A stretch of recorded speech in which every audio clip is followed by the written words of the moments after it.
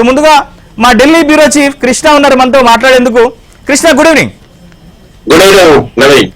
కృష్ణ, మనం చూస్తున్నాం అంటే నిన్న సాయంత్రం 3:35 ఈ రెండు దేశాలకు సంబంధించినటువంటి అధికారులు, ఆర్మీ అధికారులు అయితేనేమి లేదా ఎక్స్టర్నల్ అఫైర్స్ మినిస్టర్స్ అయితేనేమి, వీళ్ళందరూ కూడా చర్చలు జరిపినారు.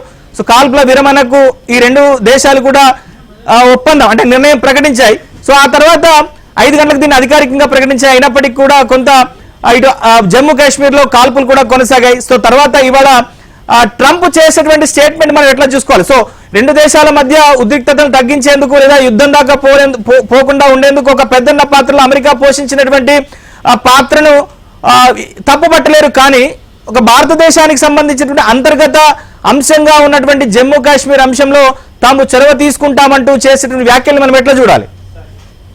ఖచ్చితంగా నవీన్, ఏదైతే సిమ్లా ఒప్పందం ప్రకారం మనం చూసుకుంటే భారత్ పాకిస్తాన్ మధ్య కాశ్మీర్ వ్యవహారంలో మూడో దేశం యొక్క జోక్యం అవసరం లేదు, ఏదైనా ఉంటే మన ఇద్దరమే మాట్లాడుకోవాలంటూ సిమ్లాలో ఒక ప్రతిష్టాత్మకమైనటువంటి ఒప్పందం జరిగింది.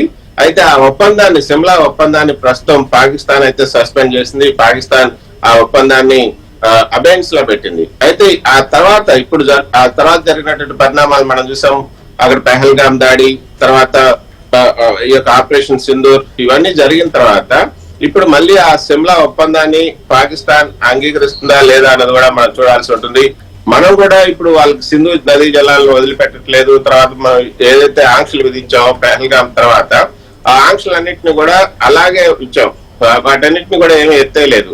కాబట్టి సిమ్లా ఒప్పందం పాకిస్తాన్ అంగీకరించట్లేదు. కాబట్టి ఇప్పుడు ట్రంప్ తన ఉద్దేశాన్ని చెప్పారు. 1000 ఏళ్ల సమస్య అంటే ఆయన మొదటి నుంచి కూడా ఈ కాశ్మీర్ సమస్య 1000 సంవత్సరాల పైగా, 1000 ఏళ్ళు 1500 సంవత్సరాలుగా ఉంటుంది అనుకుంటున్నారు. అందుకే ఈ రోజు ఇచ్చినటువంటి ప్రకటనలో 1000 ఏళ్ళుగా కొనసాగుతున్నటువంటి ఈ కాశ్మీర్ సమస్యలో అవసరమైతే మేము కూడా జోక్యం చేసుకుంటాం, మధ్యవర్తిత్వం చేస్తామని కూడా ఆయన చెప్పడం జరిగింది. కానీ అది ఆ యొక్క జోక్యాన్ని ఎవరు కూడా హర్షించట్లేదు ఇటు భారత్ లో. మరి పాకిస్తాన్ కి సంబంధించినటువంటి ప్రకటన అయితే రాలేదు. కానీ భారత్ మాత్రం దీన్ని చాలా సీరియస్ గానే తీసుకుంది.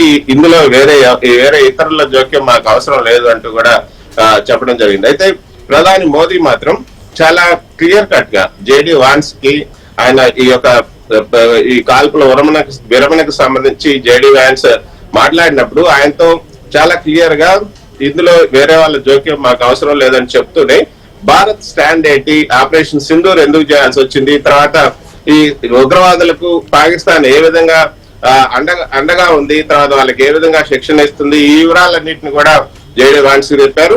ఆ తర్వాత ఆయన చెప్పినటువంటి విషయాల్లో చాలా కొన్ని ముఖ్యమైనటువంటి విషయాలు మనం చూస్తే, కాశ్మీర్ విషయంలో భారత్ అభిప్రాయం మాకు చాలా స్పష్టంగా ఉంది. ఒక్కటే అంశం మిగిలి ఉంది, వేరే అంశాలు ఏమి లేవు. కాశ్మీర్ విషయంలో పాకిస్తాన్ కి, మన భారత్ కి పాకిస్తాన్ ఆక్రమిత కాశ్మీర్ మళ్ళీ తిరిగి ఇచ్చేయాలి మాకు. ఏదైతే కాశ్మీర్ రాజు మొత్తాన్ని కూడా మన ఇండియాలో విలీనం చేసినప్పుడు పాకిస్తానే అటు నుంచి ఆక్రమించుకుంటూ వచ్చింది. అప్పుడు మనం కొంత నిలువరించాం, దాన్ని పాకిస్తాన్ ఆక్రమించుకున్న దాన్ని పీఓకే అన్నారు. ఇక మనది మొత్తం కూడా ఇండియాలో కలిసిపోయింది. కానీ ఆ కాశ్మీర్ కూడా పాకిస్తాన్ ఆక్యుపై చేసుకున్నటువంటి కాశ్మీర్ పీఓకే కూడా మాదే. కాబట్టి ఆ పీఓకే మొత్తాన్ని మాకు ఇచ్చేయాలి. అదొక్కటే అంశం మిగిలింది, ఇంకా వేరే అంశం ఏమి మిగిలిలేదు. అంతర్జాతీయ బోర్డర్స్ ఇవన్నీ కూడా ఏం కాదు. ఇంకా పీఓకే ఇస్తే పాకిస్తాన్ కి మనకి ఇంకా వేరే గొడవలే ఉండవు.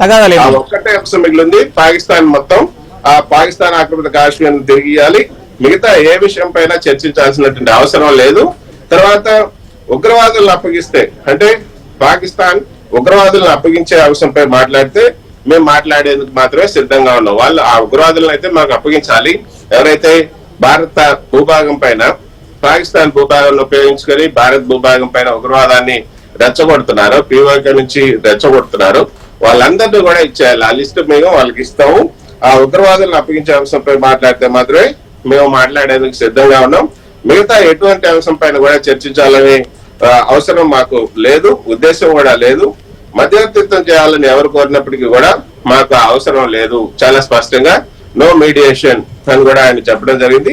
మాకు మధ్యవర్తిత్వం అవసరం లేదు. తర్వాత ఆపరేషన్ సింధూర్ గురించి కూడా ఆయన చాలా స్పష్టంగా, ఆపరేషన్ సింధూర్ అనేది ఆగలేదు, అది కంటిన్యూస్ ప్రాసెస్. ఆపరేషన్ సింధూర్ ఎందుకు మొదలు పెట్టాము మేము, ఉగ్రవాదులు వేయటానికి. ఉగ్రవాదులు ఎప్పుడొచ్చినా ఉగ్రవాదాన్ని కూకటి వేళ్లతో పెకిలించి వేయడానికి ఆపరేషన్ సింధూర్ వేసాం. ఇది ఒక పాకిస్తాన్ పై యుద్ధం చేయడానికో లేకపోతే పాకిస్తాన్ లో ఉన్న వాళ్ళని ఇది చేయడానికో కాదు. అది ఆపరేషన్ సింధూర్ అనేది ఉగ్రవాదంపై దాడికి మేము పెట్టుకున్నటువంటి ఆపరేషన్ కాబట్టి అది కొనసాగుతుంది. తర్వాత వాళ్ళు కనుక మా పైన దాడి చేస్తే, ఎవరు పాకిస్తాన్ కనుక మాపై దాడి చేస్తే మేము మరింత బలంగా ప్రతిదాడి చేస్తాం.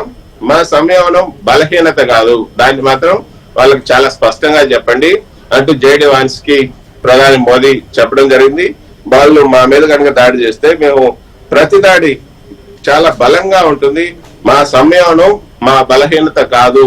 తర్వాత వాన్స్ ఏదైతే భారత ప్రభుత్వాన్ని ఈ కాల్పుల విరమణ దిశగా ఒప్పించేందుకు మాట్లాడినప్పుడు భద్రత మీద రాజీ పడే ఉద్దేశమే లేదని కూడా మోడీ స్పష్టంగా ఆయన వాన్స్ కి వెల్లడించారు.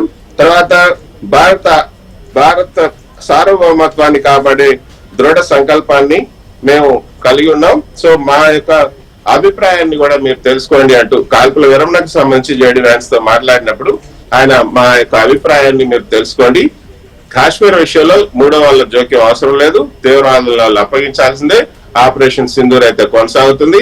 మిగతా ఉగ్రవాదులను అప్పగించే తర్వాత ఈ దాడులు అయితే కొనసాగుతూ వాళ్ళు కనుక దాడి